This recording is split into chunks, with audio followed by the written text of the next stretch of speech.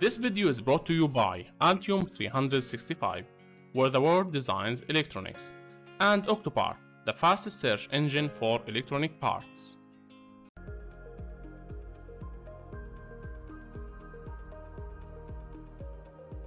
Editing the board shape. The default board shape is 6 by 4 inches. For this tutorial, you will change the board size to 30mm by 30mm.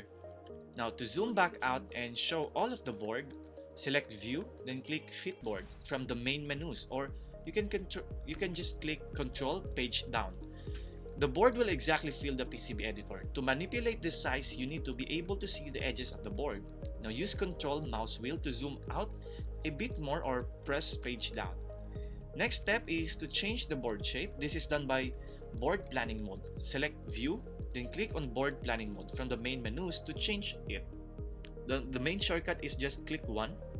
Now next, the display will change. The board area will now be shown in the green. Your choice is now to either redefine the board shape or edit the existing board shape.